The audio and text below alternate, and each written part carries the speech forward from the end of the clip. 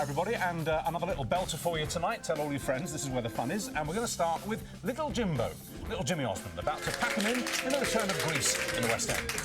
Our book club choices are going straight into the bestseller list, deservedly so. This week's book is a Victorian murder mystery, The Suspicions of Mr. Witcher, and our guest reviewers are actors Honeysuckle Weeks and David Morrissey. Honeysuckle says it's the best book she's ever read. Wow. I thought it was good, but not quite that good. It's TV's toughest game show, and it's back with a bang and a new host. The Krypton Factor's genial presenter, Ben Shepherd's here. And back in business with the return of Jonathan Ross, and now on the road with their own show too. 4 puffs and a piano join us. Evening, boys. And tonight's comedian in residence is Robin Ince. Nice to see you, Robin. To see you, nice. Yay! Now, members of showbiz dynasties are with us all this week. LaToya Jackson's here tomorrow night, but today we've got the youngest member of the Osmond clan. Welcome to Little Jimmy.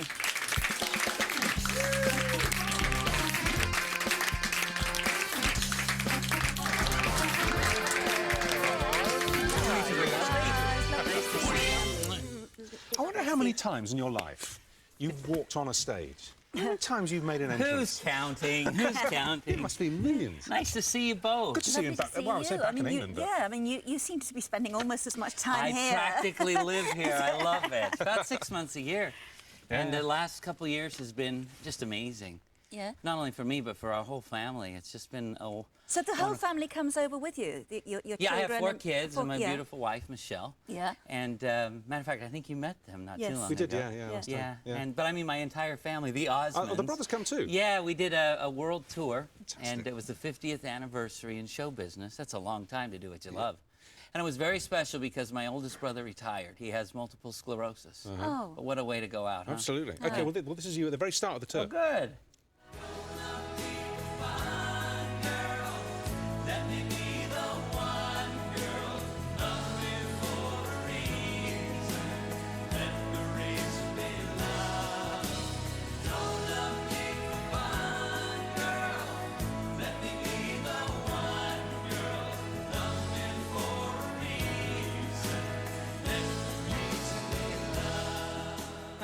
Sounding fabulous. When did the dangerous heat go out of Osmond mania? I mean, there was quite a long period when none of you could walk down the street. It just wasn't possible. Day before yesterday. But for different reasons. No, I'm teasing. No, but roughly. I mean, when could you then go out to the shops? Well, in the 80s, I think. 80s, yeah. You know, there's so many peaks and valleys in everybody's career. Tell us about it. And, you know, the truth is, we had the best parents in the world that really helped us get through it and not really look at show business as the end-all for us. This was just something we did. You've got a spectacularly happy face. Sorry. No, it's lovely. Too many cheeseburgers, probably. Oh, no, I didn't say happy. No, every time I see you, I want to smile. So and you do. You're so sweet. You make me feel so comfortable. When we did this morning, we first met you years ago. It must have been about 1990. And you did the weather on Fred's weather map. Do you remember? I did. I jumped over. I almost pushed him in. Yeah. And hindsight, I wish I would have, because that was the last time you did the weather map. You know, where you jump from one place exactly. to another. Then we came to London and it became he history. gave me one of his jumpers. And did he? And you gave it away. And boy, did I give that away quickly. Yes, he's a great guy. That was useful saying. Listen, you're doing two things on stage. You're in Greece. And then you're going to be Billy Flynn in a touring version of Chicago. That's going to be a challenge. Well, you see, I'm interested in this because tell me if this is true or not. You're a devout Mormon. Is devout the right word? Sure, Yeah. Okay. Christian. Yeah. Okay. Good. And you've made changes to the Billy Flynn part. He's not going to swear. And he's not going to smoke, which is what the character does. Okay, why? Because you've said in the past that you'll play a role which is not consistent with Mormon beliefs because it's about reality. It's about real life. Is it? Why did you make an exception in Billy Flynn's case? Well, I don't think we've ever tried to be something we're not. And you know, you also accept the world around you. You know, back at the time in the 30s, it's the play Chicago is an amazing musical. But it's as poignant as it was then as it is today. I mean, everybody's massive. They'll do anything to get celebrity. And so the storyline's so great, the music is so great. But in answer to your question, you know, I'll never take the Lord's name in vain. I'll never do things that are against who I am as a person.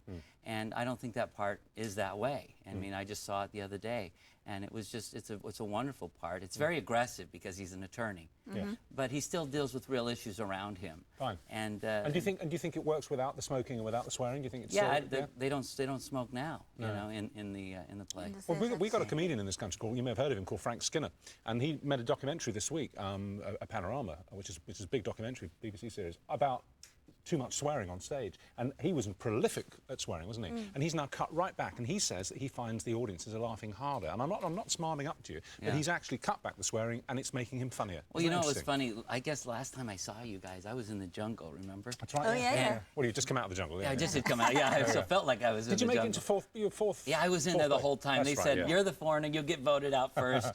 But that didn't happen. My family had a lovely holiday without me. But anyway, the truth is we all got along, and that was the one series, it was the highest rated they had, that there was no contention, and we really did forget about the cameras. And to this day, some of those people that were in there are still very good friends of mine. What, and you see them, you speak or email or what?